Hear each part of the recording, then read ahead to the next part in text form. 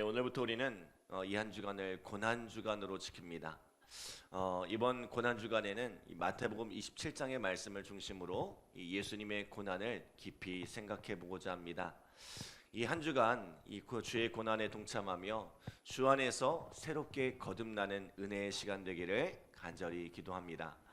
오늘은 고난 주간 첫째 날 잘못된 뉘우침이란 제목으로 하나님의 말씀 증거하도록 하겠습니다.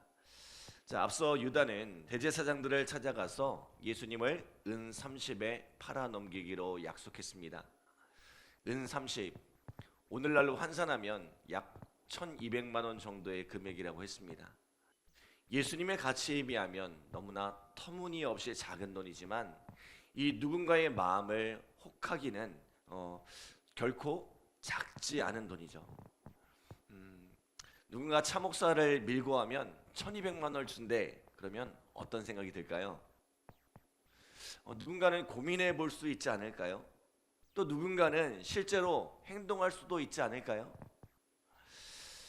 유다는 결국 은 30에 눈이 멀어 예수님을 배신하고 군병들과 함께 예수님을 잡으러 왔습니다. 그리고는 뻔뻔하게도 예수님께 입맞추며 예수님을 군병들의 손에 넘겨버렸죠. 그때까지만 해도 유다에게는 어떠한 양심의 가책도 찾아볼 수가 없었습니다. 그에게는 은 30의 보상이 훨씬 더 크게 느껴졌기 때문입니다. 무엇보다 예수님께 큰 죄가 없으니 큰 화를 당하지 않으리라 생각했던 거죠. 자, 그러나 예수님이 붙들려온 대제사장의 법정은 생각보다 심각했습니다. 예수님을 해오고자 하는 이들의 거짓 증언이 난무했고 예수님을 향한 그들의 태도는 매우 난폭했습니다. 죄도 정죄하지 않은 예수님의 얼굴에 침을 뱉는가 하면 예수님을 주먹으로 치고 손바닥으로 때리기도 했습니다. 그렇게 예수님을 희롱하던 그들은 예수님을 신성 모독으로 정죄하고 결국 예수님께 사형을 선포합니다. 자, 이에 대제사장을 비롯한 백성의 장로들은 예수님을 결박하여 총독 빌라도를 찾아갑니다. 이 불법적인 종교 재판에서 그들은 사형을 선고했으나 사형 집행은 오직 로마 총독만이 행할 수 있었기 때문입니다. 그제야 유다는 이 상황의 심각성을 깨닫게 되죠. 자신이 예수님께 얼마나 큰 죄를 저질렀는지를 깨닫습니다. 예수님께서 그렇게 십자가에 대해서 말씀하셨지만 그들이 정말 예수님을 죽이리라고는 꿈에도 상상하지 못했습니다. 자신이 예수님을 죽이는 도구가 되리라고는 어찌 감히 생각할 수 있었겠습니까? 내가 예수님을 죽게 하다니, 내가 예수님을 죽게 하다니. 유다는 큰 충격에 사지가 떨렸을 거예요. 그 마음에 찾아오는 정죄감을 감당할 수가 없었습니다. 유다는 할 수만 있다면 자신이 했던 이 모든 일을 되돌리고 싶었습니다. 그래서 어떻게 했어요? 우리 3절, 4절 말씀 함께 읽겠습니다. 3절, 4절 시작. 그때에 예수를 판 유다가 그의 정죄됨을 보고 스스로 뉘우쳐 그 은 30을 대제사장들과 장로들에게 도로 갖다 주며 이르되 내가 무죄한 피를 팔고 죄를 범하였도다 하니 그들이 이르되 그것이 우리에게 무슨 상관이냐, 내가 당하라 하거늘. 아멘. 자, 유다는 대제사장들과 장로들을 찾아가 예수님을 팔았던 은 30을 돌려주고 이 모든 일을 무르고자 했습니다. 그러나 그의 후회는 아무런 소용이 없었어요. 이 모든 것이 이미 엎질러진 물이었습니다. 이미 벌어진 일을 돌이킬 방법이 없었습니다. 폭주하는 그들을 도저히 멈출 수가 없었습니다. 결국 유다는 어떤 선택을 했어요? 우리 5절 함께 읽겠습니다. 5절 시작. 유다가 은을 성소에 던져놓고 물러가서 스스로 목매어 죽은지라. 아멘. 사도행전 1장의 기록에 의하면 유다는 목을 메었다가 땅에 떨어지면서 창자가 터져서 죽었다고 말씀합니다. 유다의 잘못된 선택은 결국 그를 비참한 죽음으로 이끌었습니다. 자, 오늘 이 말씀이 우리에게 주시는 세 가지 메시지가 있습니다. 첫 번째 메시지는 죄의 끝은 사망이라는 것입니다. 죄의 끝에는 사망이 기다리고 있어요. 야고보서 1장 14절로 15절에 보면 이런 말씀이 있죠. 오직 각 사람이 시험을 받은 것은 자기 욕심에 끌려 미혹되매니 욕심이 잉태한 즉 죄를 낳고 죄가 장성한 즉 사망을 낳느니라. 여러분, 유다의 실패가 어디서부터 시작되었습니까? 재물에 대한 욕심에서부터 시작되었습니다. 아마도 그가 처음 예수님을 따랐던 이유도 큰 기적과 능력을 행하시는 예수님을 따르면 자신의 팔자가 바뀌리라는 기대 때문이었을 것입니다. 그러나 아무리 예수님을 따라도 성공의 기미는 보이지 않고 십자가에 죽는다는 등 이상한 소리만 하고 계시니 팔자를 바꾸기는 글렀다고 생각했겠죠. 유다는 예수님을 팔아 넘김으로 허비된 이 삶을 보상받고 싶었던 것입니다. 예수님을 팔아 한미천을 챙기면 얼마든지 새롭게 시작할 수 있겠다고 생각한 것입니다. 그래서 시작된 마음의 욕심이 유다를 삼켰고 자신이 얼마나 무서운 죄를 저지른지 깨닫지 못한 채 이 일을 저지르고 말았던 것입니다. 그리고 결국은 그 무서운 죄가 죽음으로 몰아간 거예요. 여러분, 죄의 삭은 사망입니다. 죄는 죽음으로 가는 길이에요. 그러나 우리는 이 죄의 무서움을 간과하며 살아갑니다. 주일에도 말씀드렸던 것처럼 오늘날 이 땅에서 벌어지고 있는 모든 고통의 뿌리가 어디에 있습니까? 죄에 있습니다. 죄가 우리를 병들게 하고 죄가 우리에게 여러 가지 고난을 만듭니다. 죄가 가정을 파괴하고 죄가 공동체를 파괴합니다. 죄가 이 세상을 갈등과 대립으로 얼룩지게 하고 심지어 이 죄가 전쟁을 일으키는 거예요. 그러므로 우리는 죄의 무서움을 알아야 합니다. 그리고 이 죄와 싸우되 피 흘리기까지 싸워야 합니다. 우리의 입술과 행위로 짓는 죄는 물론이고 우리의 마음과 생각으로 짓는 죄까지도 경계해야 합니다. 욥은 그의 아들들이 혹시 마음으로 하나님께 범죄했을까 하여 자녀의 수대로 번제를 드리기까지 했다고 하죠. 그만큼 의로웠던 욥은 죄의 무서움을 알았던 거예요. 죄가 우리의 삶을 어떻게 파괴할 수 있는지 누구보다도 잘 알았던 것입니다. 에베소서 5장 3절에 보면 이렇게 말씀하죠. 음행과 온갖 더러운 것과 탐욕은 너희 중에서 그 이름조차도 부르지 말라. 이는 성도에게 마땅한 바니라. 세상이 악해지면서 점점 이 죄에 대한 기준이 희미해져 갑니다. 더 이상 죄를 죄로 여기지 않습니다. 그러나 예수님을 따르는 우리는 더러운 것은 그 이름조차도 부르지 말라고 말씀하죠. 이것이 성도에게 마땅한 바래요. 자, 이번 고난주간을 통해 우리의 삶을 점검해 보기 원합니다.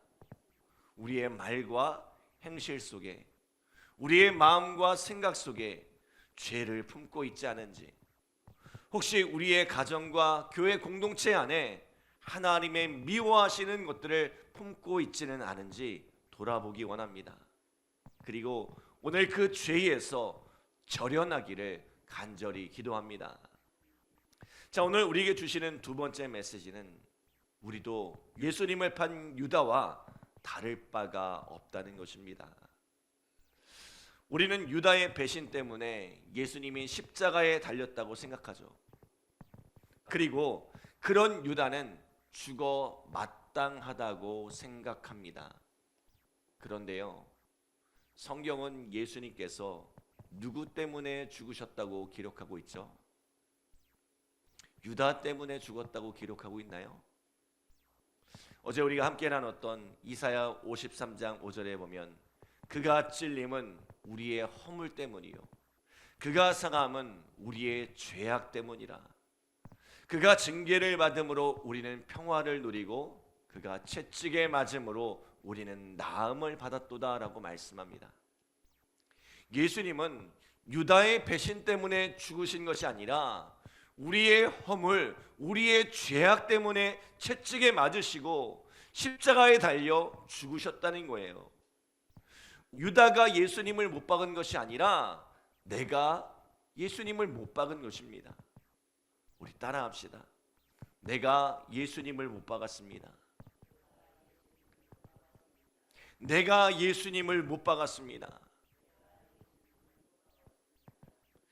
유다는 예수님이 대제사장들과 장로들의 불법적인 재판에서 정죄됨을 보고 깊은 고통 속에 스스로 뉘우쳤다고 하죠. 그런데 이 불법적인 재판에서 예수님이 온갖 수치와 모멸을 당하시고 정죄를 당하시는 그 모습을 보면서 우리는 무엇을 느껴야 합니까? 예수님께서 나 때문에 저런 수치와 모멸을 당하시는구나. 나 때문에 채찍에 맞으시고 나 때문에 십자가에 달려 저 엄청난 고난을 받으시는구나. 이것을 깨달아야 합니다. 여러분, 예수님은 날 위해 오셨습니다. 내 죄를 사하시고 나를 구원하시려고 십자가를 지셨습니다. 이 십자가가 오늘 누군가의 십자가가 아니라 오늘 나의 이야기가 되어야 합니다. 저 차목사의 이야기가 아니라 어떤 장로님의 예수님, 어떤 권사님의 십자가가 아니라 오늘 나의 이야기, 나의 예수님, 나의 십자가가 되어야 합니다. 혹시 오늘 우리의 마음에서 이 십자가가 희미해지고 있지는 않습니까? 십자가가 더 이상 나의 십자가로 들려지지 않고 그저 먼 옛날의 이야기, 누군가의 이야기로 들려지고 있지는 않습니까? 오늘 우리 속에 흐려졌던 그 십자가가 다시 선명하게 살아나는 역사가 일어나기를 소원합니다. 십자가의 감격, 십자가의 그 눈물이 우리 속에서 생생하게 살아나기를 간절히 기도합니다. 자, 오늘 본문이 주는 마지막 메시지는 용서는 예수님께 받아야 한다는 것입니다. 오늘 유다의 가장 큰 실패가 뭐였어요? 그가 스스로 이 문제를 해결하려 했다는 것입니다. 분명 유다의 죄는 큰 죄입니다. 그러나 만약 그가 그 실패를 가지고 예수님께 나아갔더라면 분명 그 결과는 달라졌을 것입니다. 유다는 예수님께서 대제사장과 장로들에게 정죄되는 모습을 보고 사형 선고를 받는 그 모습을 보고 스스로 뉘우쳤습니다. 여기까지만 해도 괜찮았어요. 그런데 그가 찾아간 곳이 어디입니까? 그는 이 문제를 해결해 보겠다고 대제사장과 장로들을 찾았습니다. 이에 그들이 뭐라고 해요? 우리가 무슨 상관이냐? 내가 벌인 일이니 내가 당하라라고 이야기합니다. 그들은 유다의 회개에 아무런 도움이 되지 않았습니다. 왜요? 그들에게는 죄의 문제를 해결할 능력이 없었기 때문입니다. 결국 유다는 그 마음의 고통을 이기지 못하고 스스로 목숨을 끊는 비극적인 선택을 합니다. 우리가 살아가면서 때로는 죄를 짓습니다. 실패도 합니다. 아주 가끔은 다시 일어설 수 없을 것 같은 큰 죄에 빠지기도 합니다. 그러한 때에 우리가 찾아야 할 이가 누구입니까? 바로 우리 예수님인 줄 믿습니다. 왜요? 예수님은 죄를 사하는 권세를 가지셨기 때문입니다. 그분은 사랑과 용서의 주님이시기 때문입니다. 7번을 70번이라도 용서하시는 분이시기 때문입니다. 우리가 아무리 큰 죄, 아무리 큰 실패를 가지고 예수님께 나아갈지라도 예수님은 우리의 죄를 사하시며 우리를 다시 일으키실 수 있는 분이기 때문입니다. 우리가 다시 일어날 힘을 주시는 분입니다. 여러분, 베드로 역시 유다 못지않게 깊은 실패의 고통에 빠져 있었습니다. 그가 부활의 예수님을 만나고도 갈릴리 어부의 삶으로 돌아갔던 것은 예수님께 잡히시던 그 밤에 예수님을 3번이나 부인하고 저주했기 때문입니다. 그러나 예수님은 그러한 베드로를 용서하시고 사도로서 위대한 사명을 감당할 수 있도록 그를 일으켜 주셨습니다.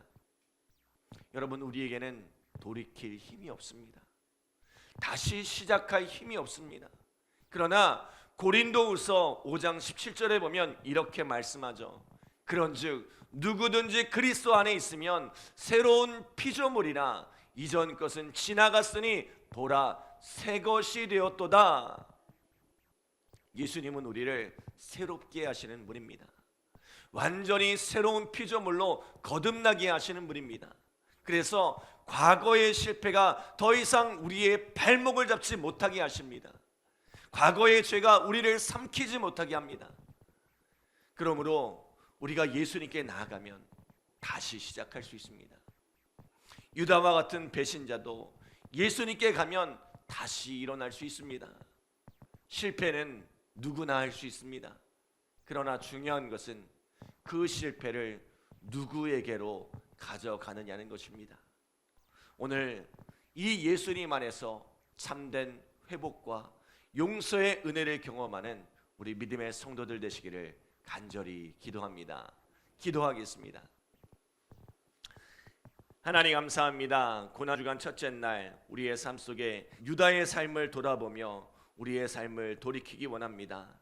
하나님, 오늘 우리가 죄 가운데 살아가며 하나님의 미워하신 것들을 행하며 살아가고 있지는 않습니까? 하나님, 우리 마음속에 또 우리의 생각 속에서 우리의 입술과 우리의 행실 가운데 행하는 모든 죄악과 하나님이 미워하시는 것들을 제거하여 주시옵소서. 이 주님의 십자가가 나의 십자가가 되게 하여 주시고 이 십자가의 은혜를 온전히 누리며 회복하는 우리 믿음의 성도들 되어질 수 있도록 주님 역사하여 주시옵소서. 이 새벽에 그 예수님 의지하여 간절한 마음으로 기도하오니 이 새벽에 응답하여 주시고 역사하시는 귀한 은혜 경험케 하여 주시옵소서. 감사드리며 예수님의 이름으로 기도드립니다. 아멘.